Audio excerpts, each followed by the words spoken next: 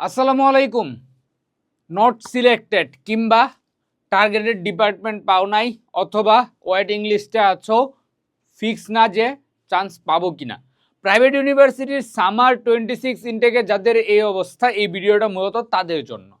এখন তোমাদের মাথায় সর্বপ্রথম যে বিষয়টা ঘুরপাক খাচ্ছে সেটা হচ্ছে যে হোয়াই, কেন আমি চান্স পাই নাই। কেন চান্স পাই নাই এটার উত্তরটা সিম্পল।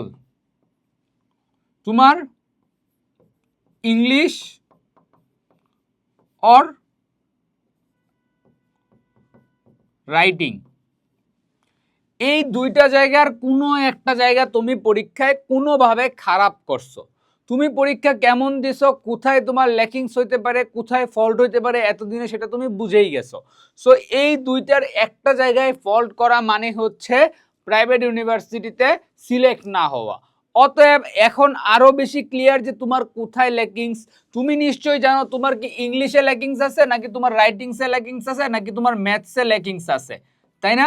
এখন এই যে তোমার ল্যাকিংসের জায়গাটা তুমি জেনে গেছো, এইবার তোমাকে কি করতে হবে? ইমপ্রুভ করতে হবে। কোথায়?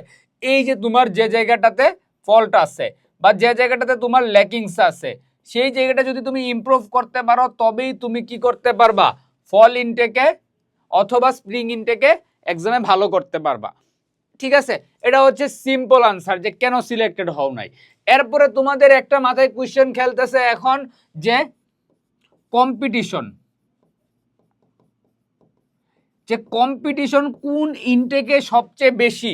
এই জিনিসটা অনেকেই কোশ্চেন করতেছো, ভাইয়া যে ফলে দিব নাকি স্প্রিং এ দিব, কোথায় কম্পিটিশন বেশি বা কোথায় কম্পিটিশন কম?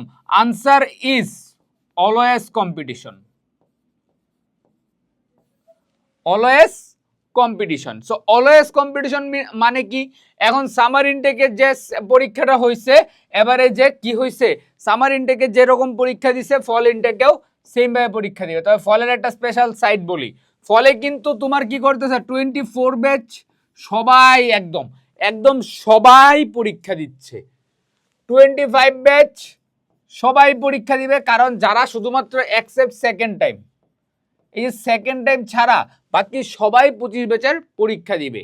প্রতিযোগিতা কখনোই কমে না, প্রতিযোগিতা ডে বাই ডে ইমপ্রুভ হয় বা প্রতিযোগিতা বাড়ে, প্রতিযোগিতা কখনোই কমতে থাকে না। স্প্রিং এ যাও, স্প্রিং এ যাওয়ার পর কি হবে? 24 ব্যাচও পরীক্ষা দেওয়ার সুযোগ পাবে, 25 ব্যাচ তো একদম অবশ্যই।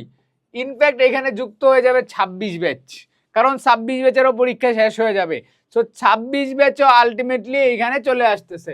এইখানে হয়তো বা 26 ব্যাচের রেজাল্ট হবে না, সো দ্যাট 26 ব্যাচ কি করতে পারবে না, পরীক্ষায় পার্টিসিপেট করতে পারবে না, কিন্তু স্প্রিং এ গিয়ে হয়ে যাবে।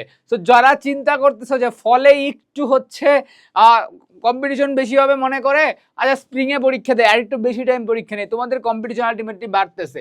ফলের এক্সাম কবে? আগস্টে। স্প্রিং এর এক্সাম কবে? ডিসেম্বরে।